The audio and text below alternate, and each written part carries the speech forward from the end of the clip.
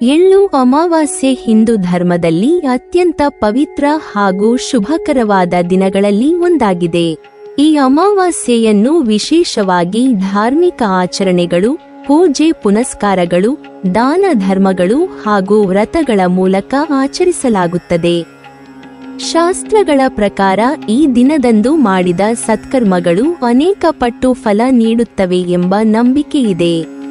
ವಿಶೇಷವಾಗಿ ಎಳ್ಳು ಅಮಾವಾಸ್ಯೆ ದಿನ ಪವಿತ್ರ ನದಿಯಲ್ಲಿ ಸ್ನಾನ ಮಾಡುವುದು, ದಾನ ಮಾಡುವುದು ಮತ್ತು ದೀಪಾರಾಧನೆ ನಡೆಸುವುದು ಅತ್ಯಂತ ಮಹತ್ವದ್ದಾಗಿದೆ. ವೈದಿಕ ಕ್ಯಾಲೆಂಡರ್ ಪ್ರಕಾರ ಡಿಸೆಂಬರ್ 19, 2025 ಎಳ್ಳು ಅಮಾವಾಸ್ಯೆ ಬರುತ್ತದೆ. ಈ ದಿನ ಲಕ್ಷ್ಮೀ ದೇವಿ, ಚಂದ್ರದೇವ ಮತ್ತು ಸತ್ಯನಾರಾಯಣ ಸ್ವಾಮಿಯನ್ನು ಪೂಜಿಸುವ ಪದ್ಧತಿ ಇದೆ. ಅಮಾವಾಸ್ಯೆ ತಿಥಿಯಂದು ಉಪವಾಸ ಮಾಡುವುದು ಬಹಳ ಫಲಪ್ರದವೆಂದು ಶಾಸ್ತ್ರಗಳು ತಿಳಿಸುತ್ತವೆ.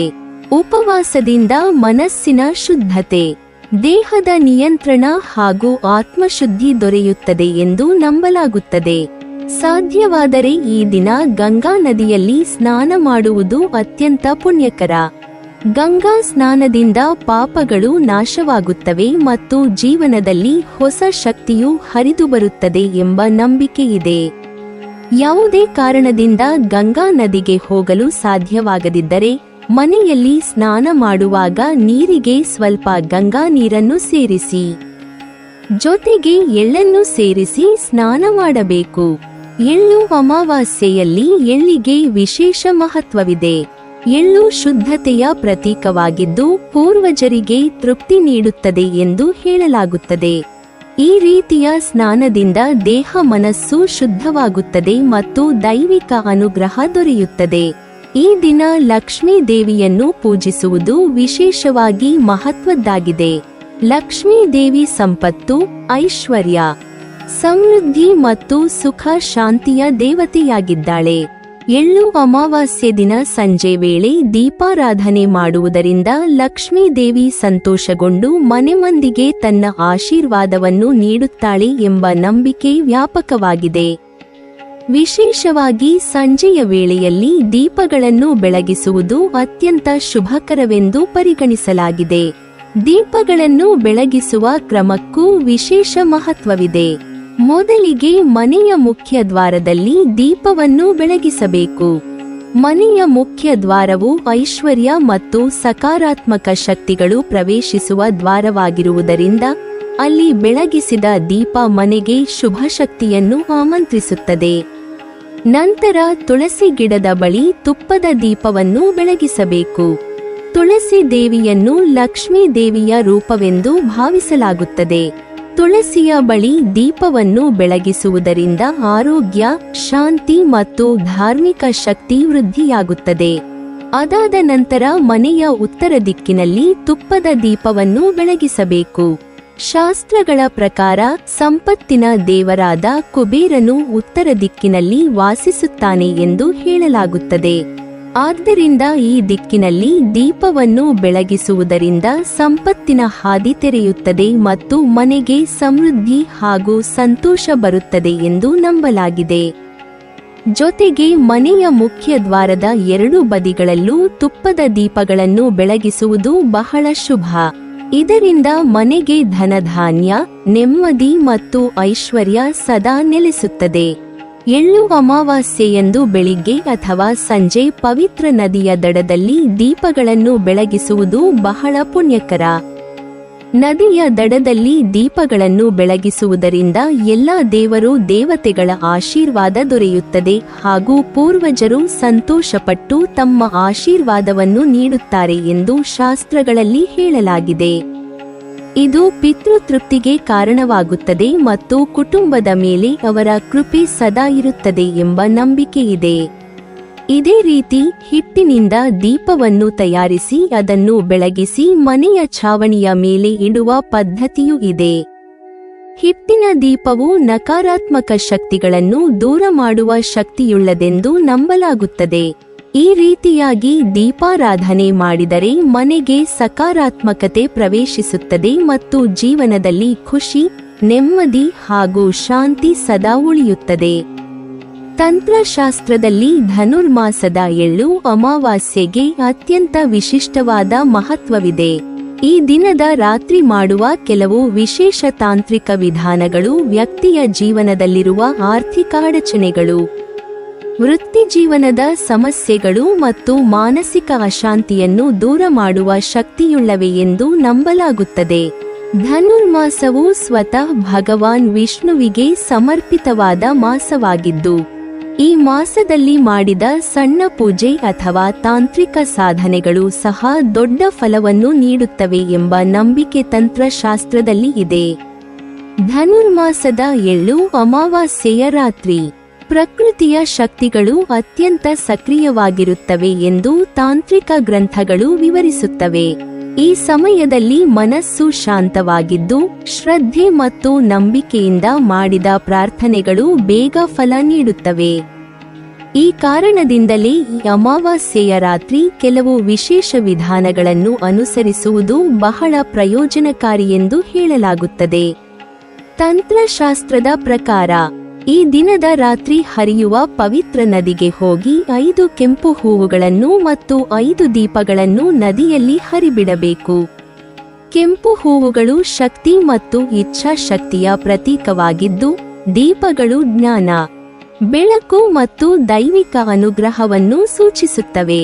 ಈ ಹೂವುಗಳು ಮತ್ತು ದೀಪಗಳನ್ನು ನದಿಗೆ ಅರ್ಪಿಸುವಾಗ ನಿಮ್ಮ ಮನಸ್ಸಿನಲ್ಲಿ ನಿಮ್ಮ ಇಚ್ಛೆಗಳು ಈಡೇರಲಿ ಎಂದು ಶುದ್ಧ ಹೃದಯದಿಂದ ಪ್ರಾರ್ಥಿಸಬೇಕು.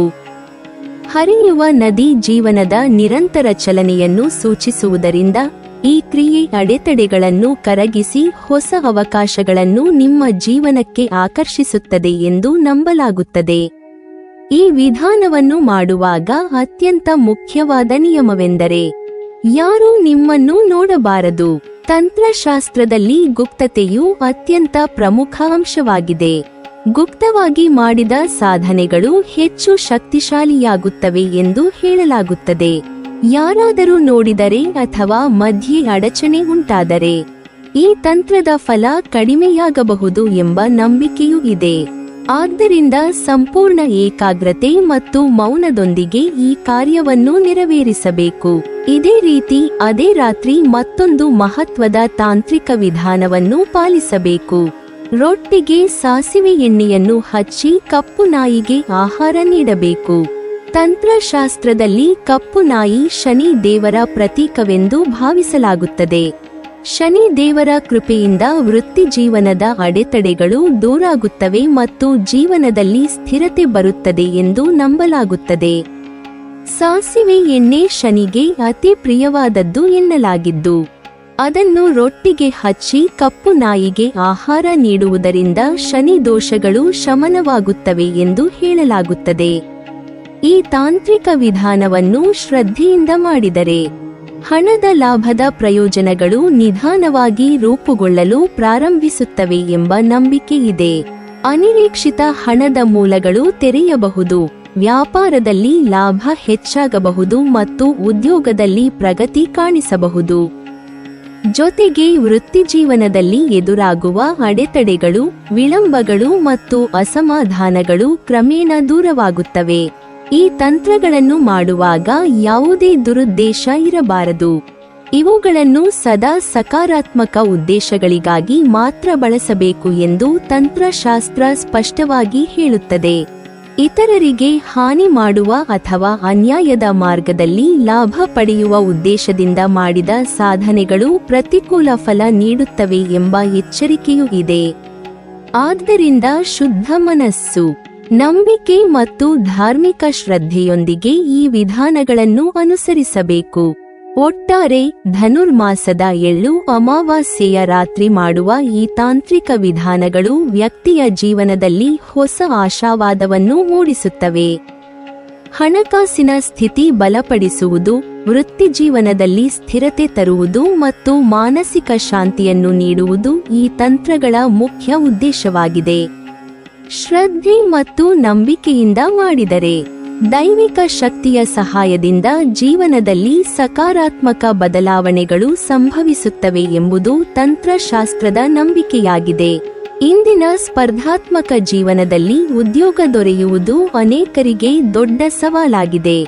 ವಿದ್ಯಾರ್ಹತೆ ಇದ್ದರೂ ಅವಕಾಶಗಳು ಕೈಗೂಡದ ಸಂದರ್ಭಗಳಲ್ಲಿ ಮನಸ್ಸಿನಲ್ಲಿ ನಿರಾಶೆ, ಭಯ ಮತ್ತು ಅಸ್ಥಿರತೆ ಮೂಡುತ್ತದೆ.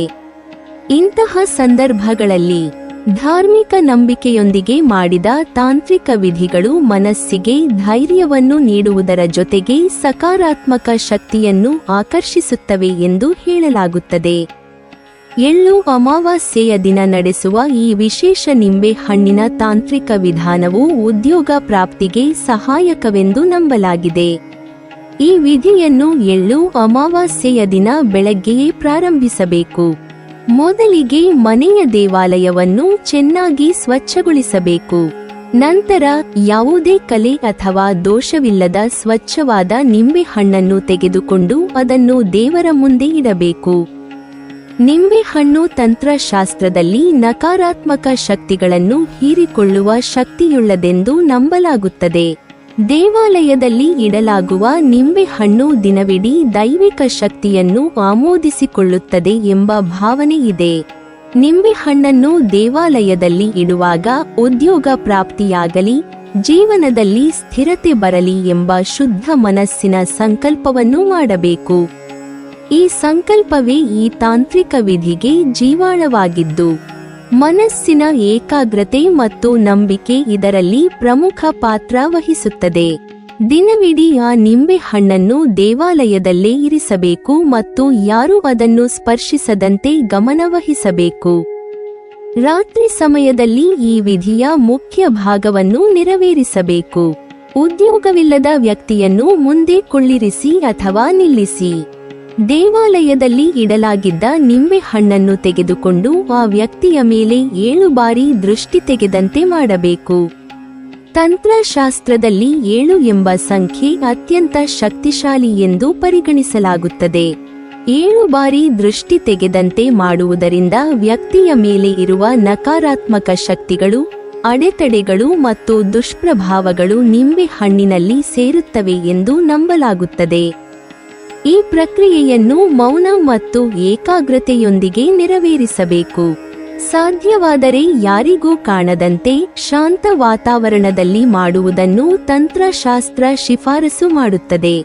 ದೃಷ್ಟಿ ತೆಗೆದ ನಂತರ ಆ ನಿಂಬೆ ಹಣ್ಣನ್ನು 4 ಸಮಾನ ಭಾಗಗಳಾಗಿ ಕತ್ತರಿಸಬೇಕು.